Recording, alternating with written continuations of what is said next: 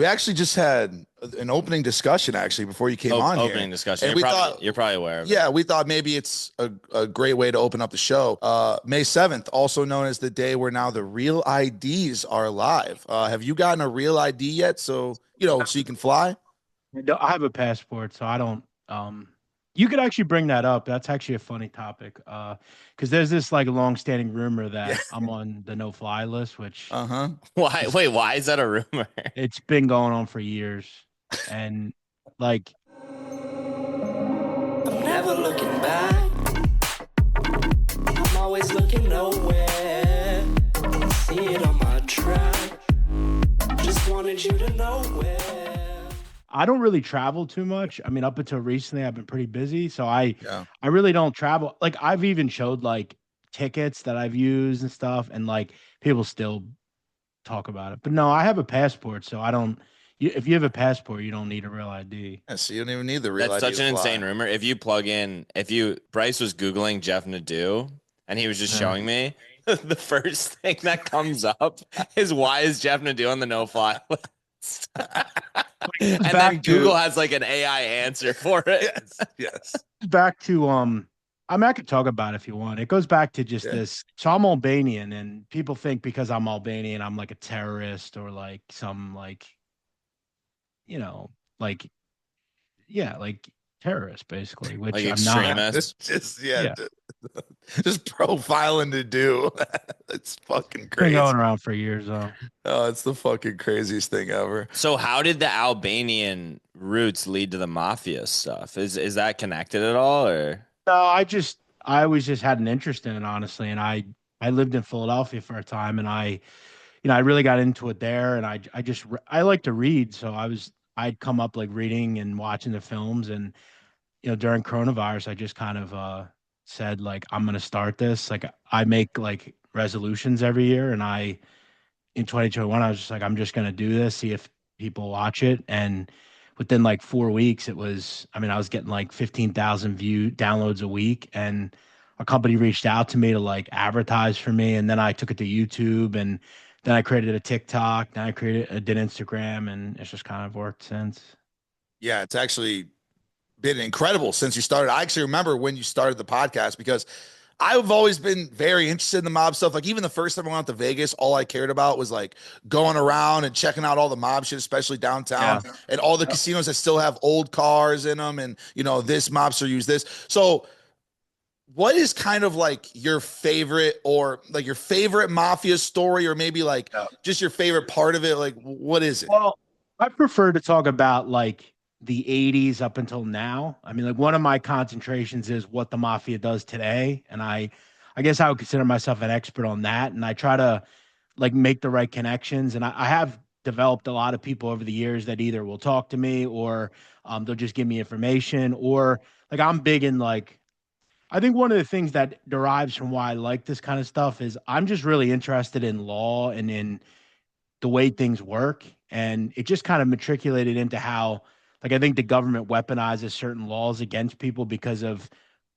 what nationality they are or what they do. And I just always was interested in it. And I really had gotten into like the mob per se, as far as like the films, just through like watching John Gotti and seeing him on TV. And I just thought he was interesting. And I kind of just ran from there. I would say the most interesting thing is probably just really the mafia from like the 90s on, because it became so different with like introducing, like a lot of people became informants, and we learned so much that really took the veil of what the mafia was. I would say the Bonanno family, they've always been a group that's interesting to me, just with the fact that they were the first family to have a boss to rat on it on his cohorts. And I wouldn't say that I have a more favorite thing than others. I've just been interested in as a whole, and it's really just organized crime in general. It's not just the mob. It could be a cartel. It could be black organized crime. I mean, like one particular story that I find really interesting that a lot of people don't know about is, there's this film American Gangster where Denzel Washington plays this guy Frank Lucas, and people believe that he was like the biggest drug trafficker ever in America, but there was actually a guy that was like way bigger than him, and he actually just disappeared off the face of the earth. And to this day, no one knows where he is. Like in the early 70s was supposed to go to court. Supposedly he jumped bail, went and got $20 million out of the bank and just disappeared. And like really nobody knows about it. And to this day, like the DEA has no idea where he is. He may still be alive. Nobody knows. Who He is just it? kind of it's this guy Frank Matthews. Frank He was Matthews? Interesting. Frank Matthews. Yeah, he was like the biggest drug trafficker in the country. Like nobody was bigger than him.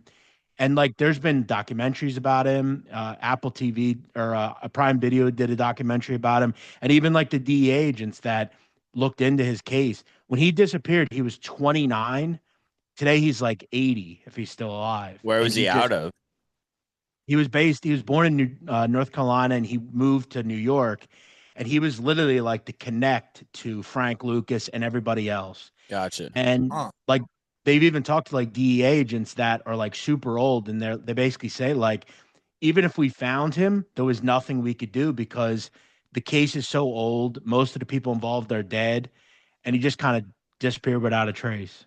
I think the most fascinating things with stuff like that is, and it even happens today to a lesser extent. Back then, people had to get, less creative, but with large scale drug operations, getting the drugs in the country is always so fascinating. Because even today, you hear crazy stories. Like there was this recent one, the kid in California who was running cocaine from Australia, or was it to Australia? I think it was to Australia, and he was plugged in with the Mexican mob, but he was getting cocaine from Mexico. He had a wine operation that he was pouring out all these bottles of wine, putting the cocaine in, putting water in so it would dilute the cocaine, and then shipping it to Australia as like from this wine company. That's a pretty like a lot of groups crazy. And then they would break the bottles in Australia, and they would bring the cocaine back to do that a lot with like sell it.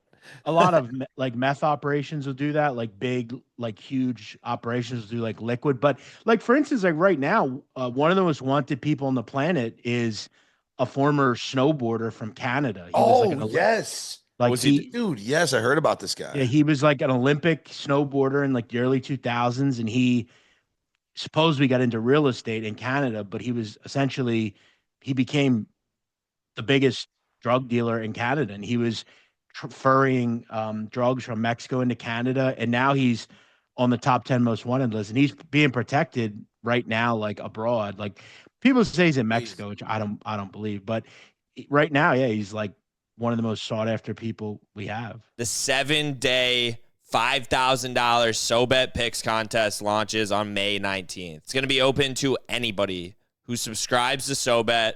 Subscribes to SoBet Edge on the platform. It's $15 a month.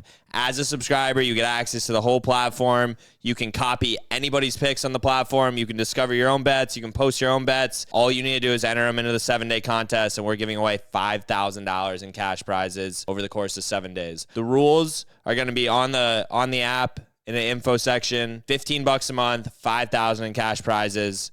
Let's see who the best bettor is. $15 win $5,000. Yeah, that's value. I just need to know, like, do you have like, how do you find out so much information about all the new shit going on? Like, who are you talking to about that? I think a lot of it has to do with just like, yes, I talk to a lot of people that live in these places, in these neighborhoods, like whether or not you believe it, like I talk on the daily to people that are currently members of the mafia. They'll call me, we'll speak about things. Most of them will always say like, I want to be off the record, which is fine. And they'll say this, they'll say that, but a lot of it's just like reading into like indictments, going through court cases.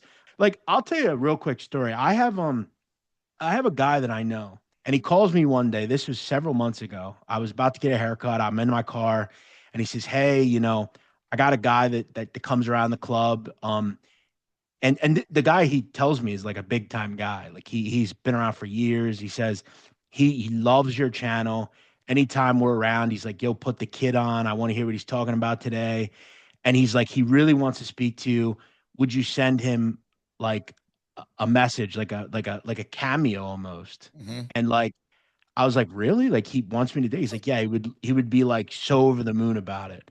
So like I sit there in my car and recorded a video, and I was like to this guy that's been around the mob for like 50 years. I was like, hey, what's going on, man? I hear you're a fan of mine. Like, and I couldn't believe it, but I mean, honestly, it's just it's random the things I deal with occasionally. Well, it's also not illegal to be in the mob. No, it's not And illegal. like And that's most of the things they do nowadays are actually that's legal. that's a great point. A lot of the people that are involved with the mob, like I think again, like most mobsters, like people think it's like this crazy, like interesting world. Like most of the time they're just sitting around at like a club playing cards or Yeah, they're just like rich people hanging out. now. Or they're in like a legit business like drywall or demolition or something like that. But I also will say like on the other end, like I've had occasional issues with people. I talk all the time to like lawyers, hey, can you take this down or can you remove this or and a lot of the time it's people that are just like obsessed with this stuff. Like they'll call me and like bother me and threaten me, and if you don't take this down you're gonna have a problem, like shit like that. My last question about the mob is, what is the best, most realistic mob movie you would say? Because there's a shitload of them. Yeah, there are a lot of them. The most realistic would probably be like from a factual standpoint, Donnie Brasco is pretty factual. I mean, a lot of what happened in that really happened in real life. I mean, there's no perfect film on like everything's real throughout it. But the most realistic would be Donnie Brasco. The Irishman, really outside of one or two scenes, is very realistic. I think the problem with that film is it was released to a group of people that it would be wasted on. Like, no offense, like Gen Z and even my generation, they can't sit through a 3 hour film. Years Yeah. ago, you'd put a 3 hour film out like The Godfather and people would watch it. I don't think that film was appreciated enough. I think it's extremely well done. But most of them are pretty realistic. Goodfellas, most of it is like a lot of it's just stories that Henry Hill told Yeah. that he either made up or maybe Right. were about someone else. But I mean, they're all entertainment. They all take creative liberty, but a lot of the newer ones are more realistic. Even like a Donnie Brasco, like Johnny Depp was really good in that role, and that was pretty realistic overall. What came first for you, the sports betting stuff or the mob stuff? Sports betting. I've been doing content on sports betting since, I mean, probably longer than really anybody that you guys or we see on a regular basis. Like the only people that were around when I started were like I know Pozzola, he was around, Joey Kanish, a couple of people, Spanky, but like a lot of this new age stuff, I don't even know these people. A lot of it was, I mean, when we were on sports betting Twitter back in the day, we were on before like PASPA was even introduced, right? So like 2011, 2012, I mean, it was really just kind of a barren wasteland where, you know, what you would do is like I identified like right out of high school that I had been gambling since I was 8, 9 years old, but I realized when I was in high school On that, what were you gambling on when you were 8? well, we would do like I remember we would have Super Bowl parties and we would do Sure, like yeah. pools and things like that. But then during college basketball, I remember I would bet like Brackets. with grandpa, I'd do brackets, sure. And then as I get into like middle school and high school, I was doing like the I don't know if you guys know these, but so at my barbershop, a guy would come in and they'd give you these like sheets, right? They look like this. They were like little slips, Uh-huh. and you would do pools, right? You would pick teams, you pick point spreads, Mhm. and the bookmaker would do like 14 parlays and higher. And I would generally do $25 three or yeah, it was 14 parlays. And I think it would pay like 6 or 8 to 1. And that was my first like Prize introduction. picks. Yeah, in a way. Yeah. Yeah, it was like before that. Yeah. And then my goal was like around 2010, it was I want to try to make a presence on the internet because YouTube was just kind of coming around and Twitter had been launched. And my goal was to just kind of get on some sort of like I always wanted to do like a podcast or something. And when I was in high school, I did the morning announcements. So I'd always been like kind of interested in being on a camera. And my father at the time said to me, "Why don't you start a podcast? I heard about podcasts." And I didn't really know what a podcast was, but I remember I went to Radio Shack at the time and I bought this little square mic that you plug into a headphone jack. And I just sat there and I did this dumb show called the Daily Odds Report. And I was speaking to just nobody, right? Yeah. Yeah. It was on this platform called Spreaker. And I did it. And I eventually opened a Twitter account. And I just started talking. And eventually one or two people started watching. And at the time, Spreaker had this like portal where you had this little chat on the side, like kind of like YouTube now. And that was my first foray into like doing content. And then I got hired by an offshore company. I started working with them and just matriculated into everything that you see today. We don't have to get into the spaces too much, but where do you think this whole era is going? I think it's fascinating if you're, I mean, we're all tapped in here, but it's fascinating looking at just the format of Twitter Spaces, and I think probably sports betting is their biggest niche that it's being used for. But it's fascinating if you're explaining it to somebody who's not in the sports betting world, and you're like, yeah, it's like a guy with a camera and there's 8 speakers and they can invite the speakers. And then, but where do you think this whole thing is going? Like, I feel like it's changing so rapidly that something is going to happen that explodes this whole space or organizes it. But it's really interesting.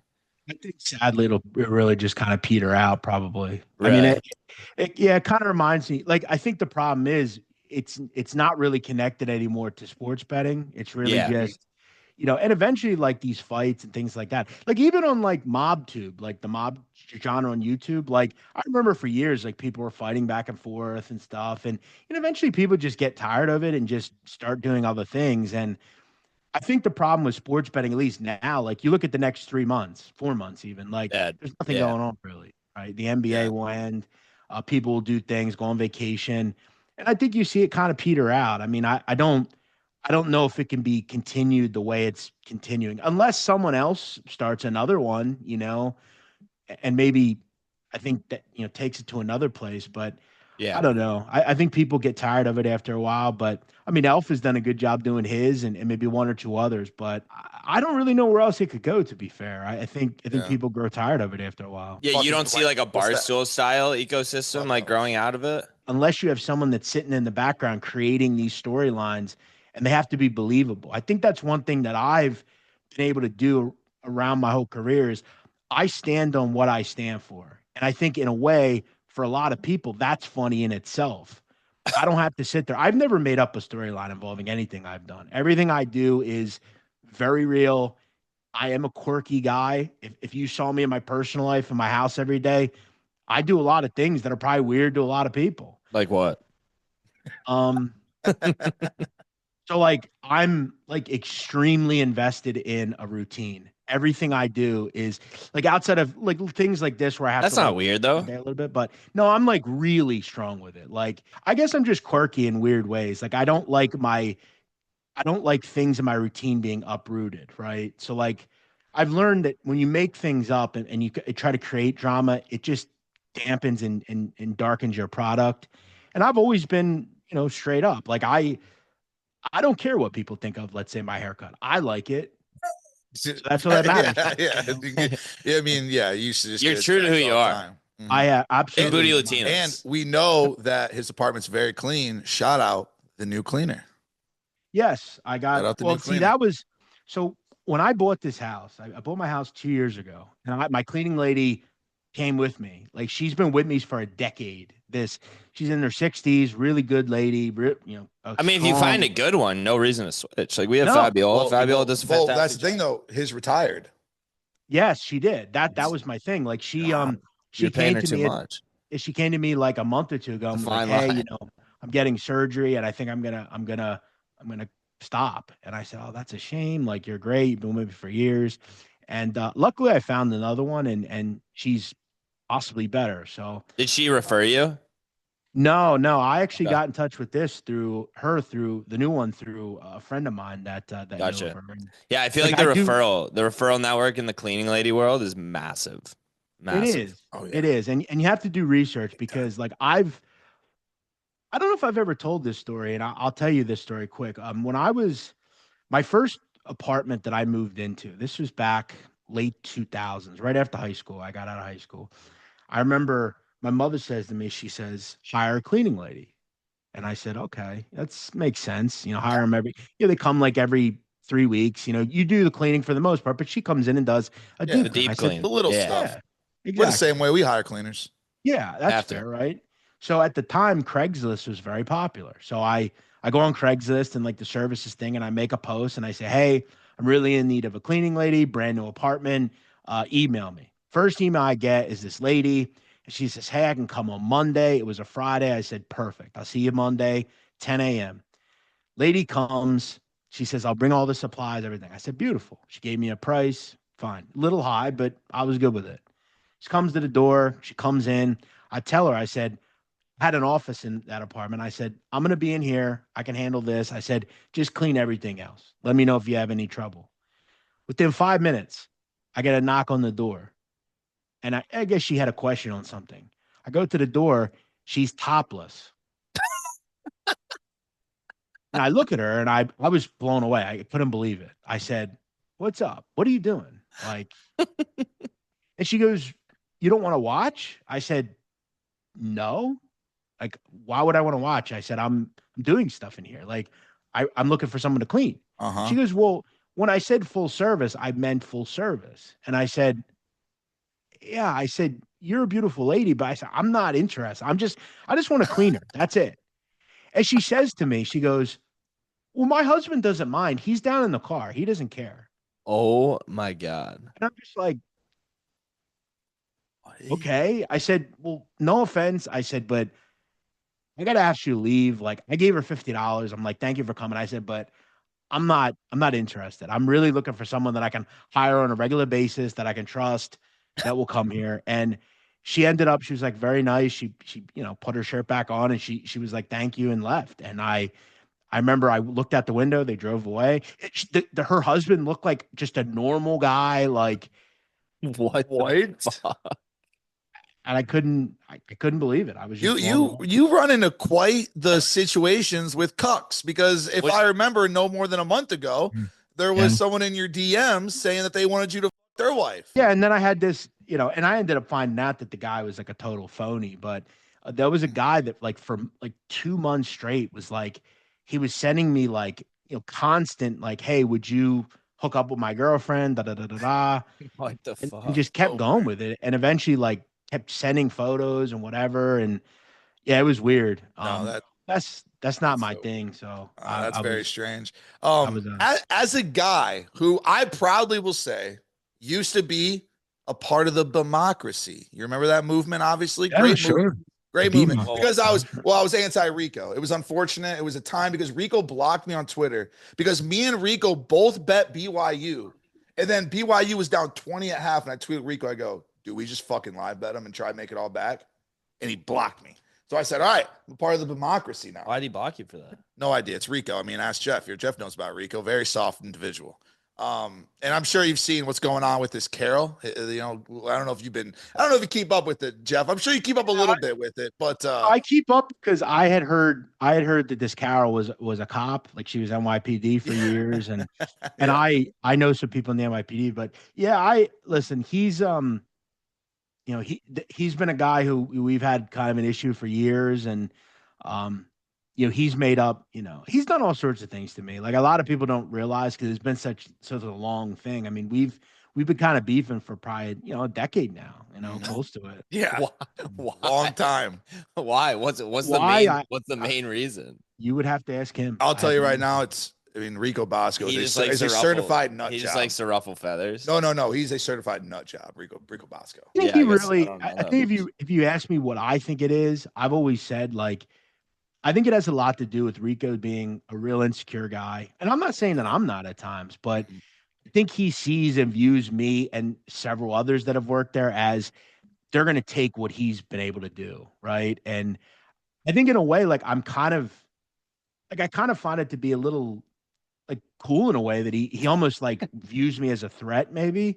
And he'll say that he doesn't.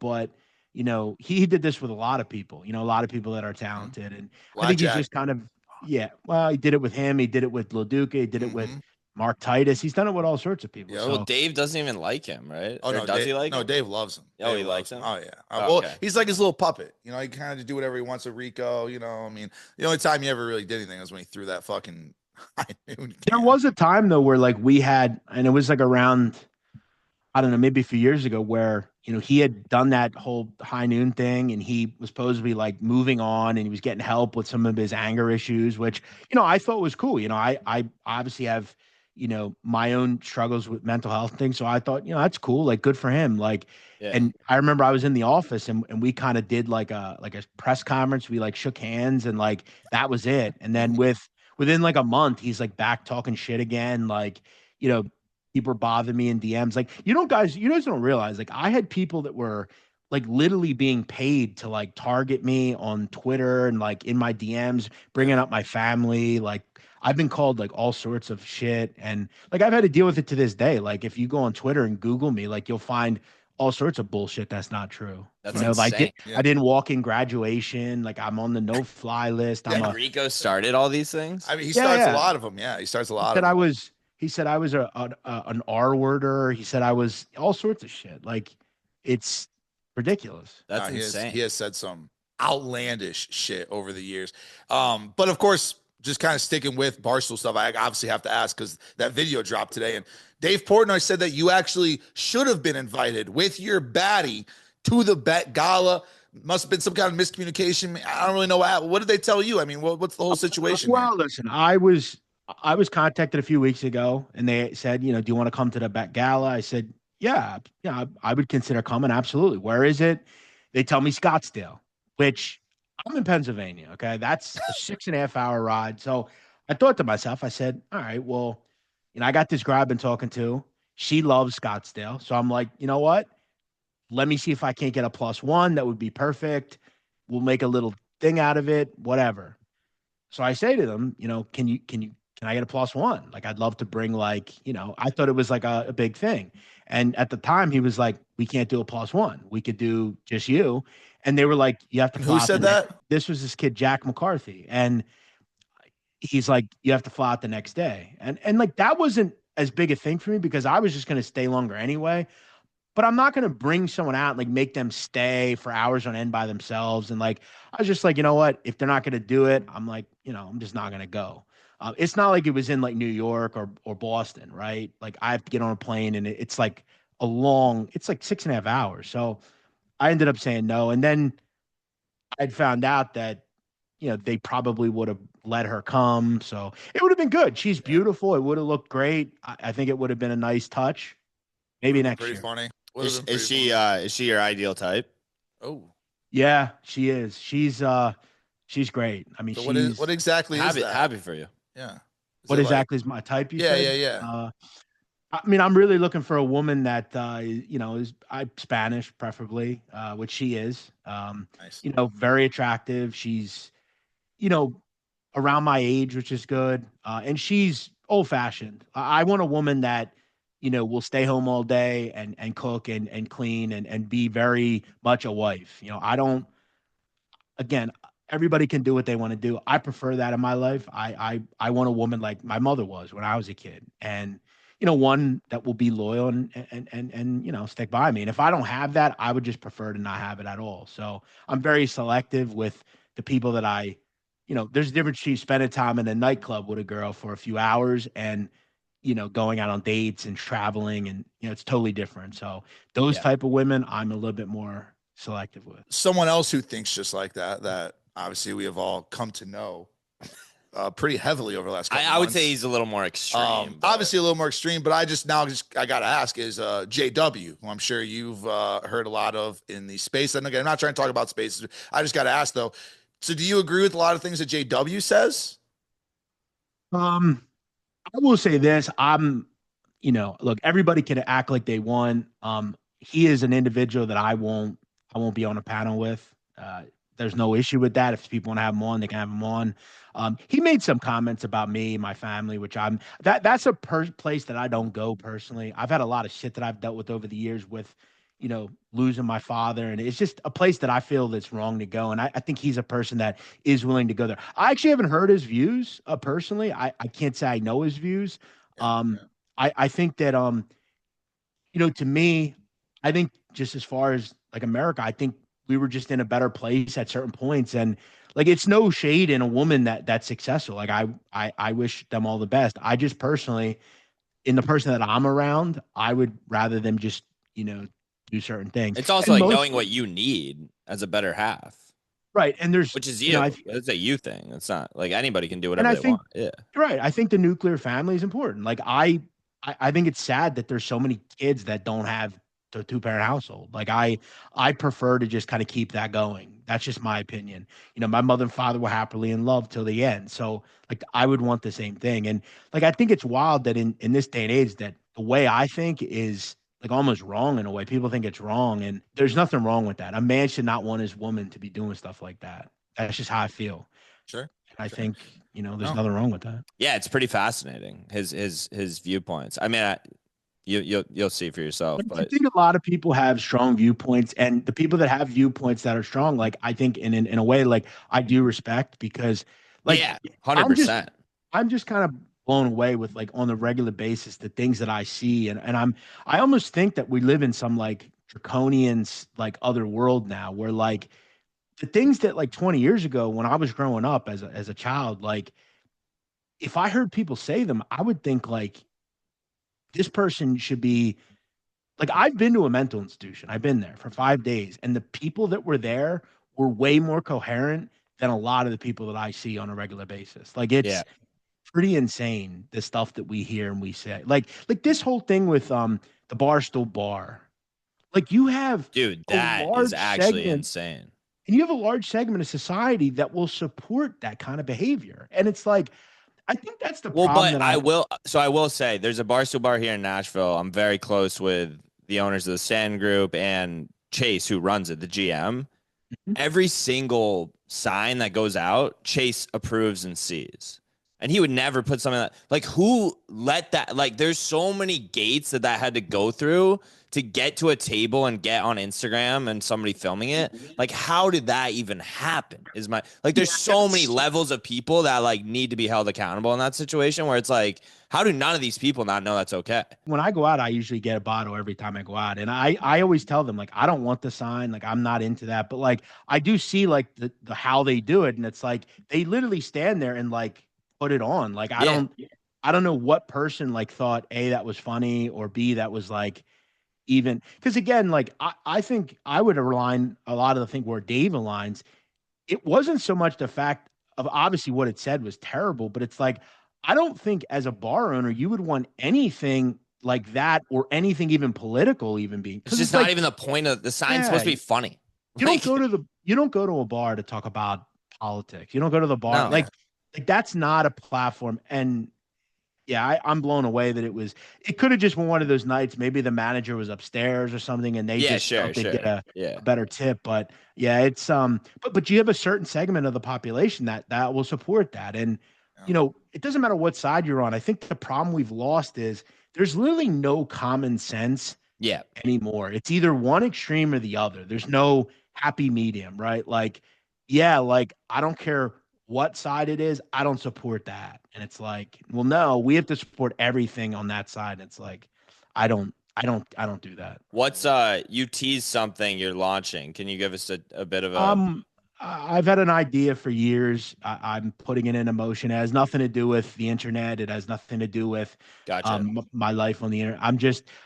I've always wanted a business that I can touch, that I can Yeah. go to, that I can, you know, make a lot of money from, and I can, you know, build something. Because again, like I always gamble. Like I always will, you know, bet on sports.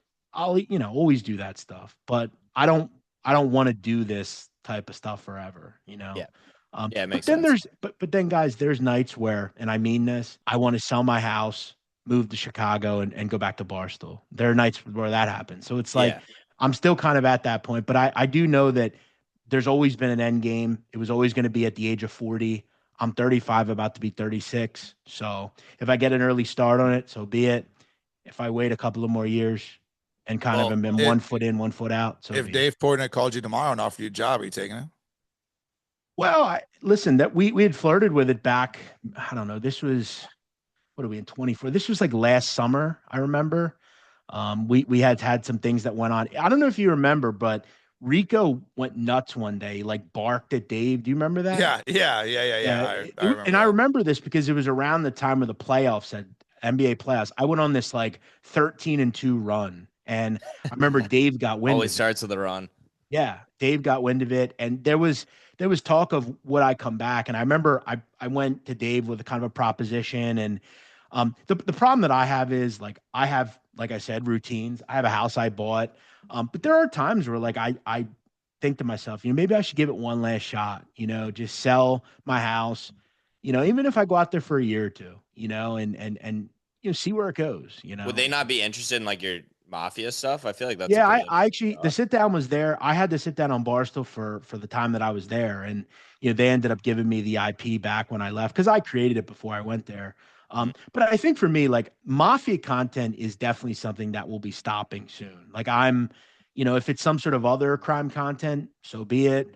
But I'm just kind of at the end of my road with it. I think Gotcha. I've done all I wanted to do with it, and I've always, if I am going to continue at least for a year or two, it's maybe something I'll move Maybe on you do from. something with Kirk. Go solve murder mysteries with Kirk.